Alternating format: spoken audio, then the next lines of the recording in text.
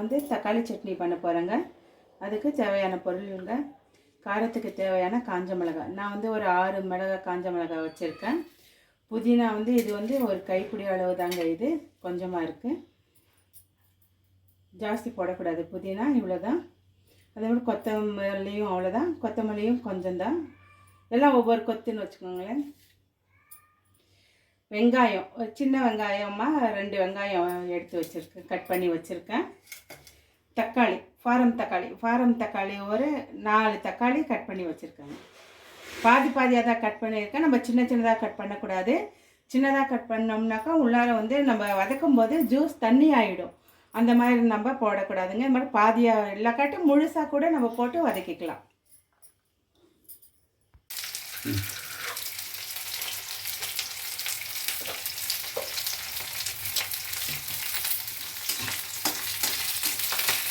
பாருங்கள், அடுப்பில் கடாய் வச்சு கடாயில் எண்ணெய் நான் 2 டேபிள் ஸ்பூன் எண்ணெய் விட்டுருக்கேங்க.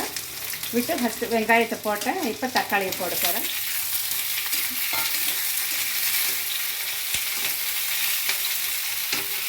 முழுசாகவே நம்ம தக்காளியை போட்டு வதக்கலாங்க. ஏன்னா ரொம்ப கட் பண்ணிட்டோம்னாக்கா இதிலேருந்து நமக்கு ஜூஸ் வந்துடுங்க வெளியில். அப்போ வந்து நமக்கு கொஜ்ஜு மாதிரி ஆகிடும். நம்ம மிக்ஸியில் போடவே தேவையில்லை, ஆனால் அவ்வளோ நல்லா இருக்காது.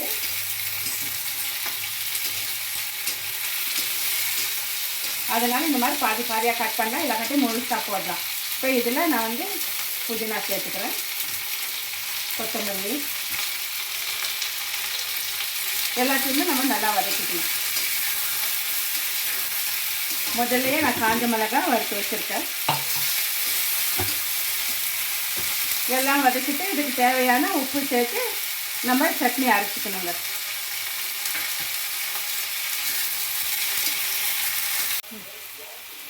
பாருங்க, இந்த மாதிரி நல்லா வதக்கிடணும்.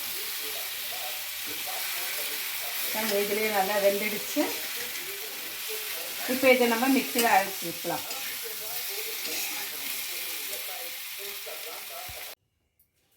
இன்றைக்கி நான் தக்காளி சட்னியோட வெஜிடபிள் தோசை பண்ண போகிறேங்க.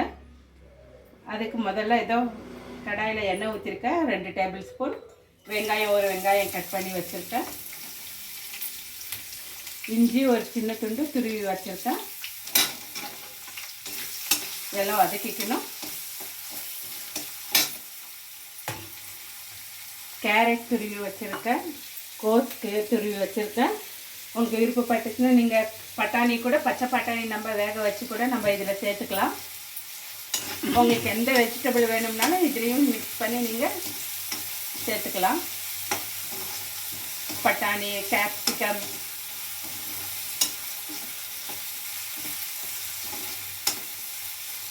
இது வந்து நல்லா வேகணும்ன்ட்டு ஒன்றும் இது அவசியம் இல்லைங்க. சும்மா கொஞ்சம் வதக்குனா போதும். கொஞ்சம் கரம் மசாலா ஒரு 1/4 டீஸ்பூன்,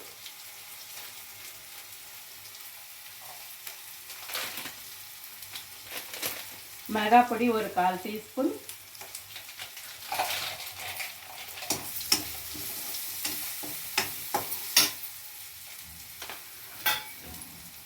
முதல்ல கேபேஜ் போட்டுக்கிறேன், துருவி வச்சுருக்கேன்.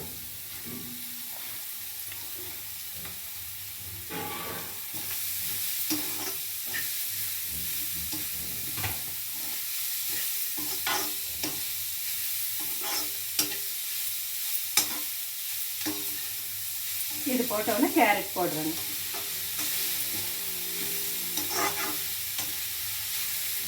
ஒரு 5 நிமிஷம் வெந்த பின்னால் உப்பு சேர்த்து கொத்தமல்லி தூவி இறக்கிடணும். 5 நிமிஷம் வந்தால் போதும்.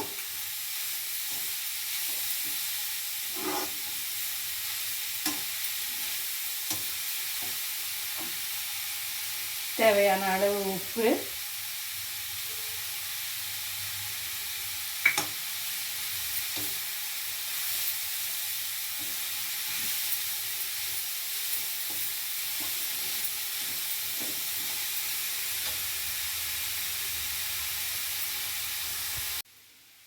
கொத்தமல்லி தூவி இறக்கிடலாங்க.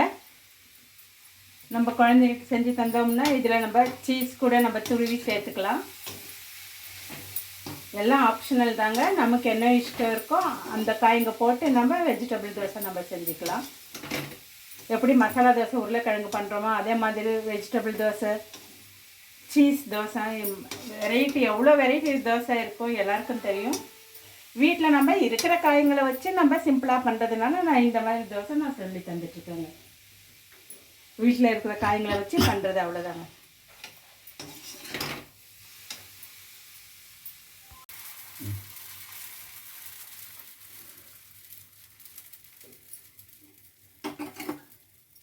தோசை போட்டாச்சு. இதில் நம்ம பொடி தூவி கூட, இட்லி பொடி தூவி கூட நம்ம பண்ணலாங்க. மேலே இட்லி பொடி தூவிட்டு அப்புறம் நம்ம இந்த வெஜிடபிள் ஸ்டஃபிங் வச்சு கூட நம்ம தோசை சுடலாம். மூடிடணுங்க.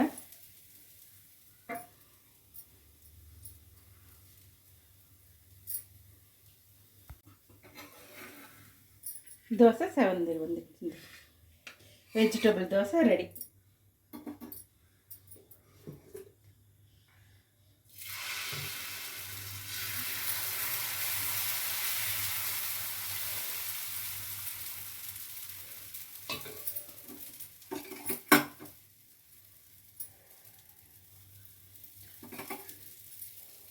இந்த மாதிரி நீங்கள் தோசை ஊற்றிட்டு இதில் டொமேட்டோ கெச்சப் கூட நீங்கள் தடவலாங்க. டொமேட்டோ கெச்சப் தடவிட்டு கூட வெஜிடபிள் இந்த ஸ்டஃபிங் போடலாம். இல்லை சீஸ் திருவி போட்டுக்கலாம். நம்ம இஷ்டம், நமக்கு எப்படி வேணுமோ அப்படி நம்ம செஞ்சு சாப்பிடலாம்.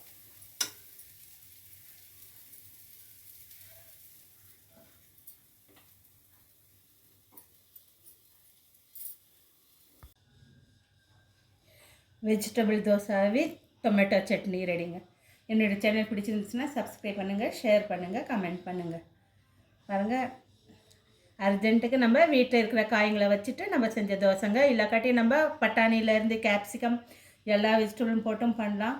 உள்ளார ஸ்டஃபிங்க்கு நம்ம மஷ்ரூம்க்கு கூட வச்சுக்கலாங்க. இது சிம்பிள் தோசை, அவ்வளோதான்.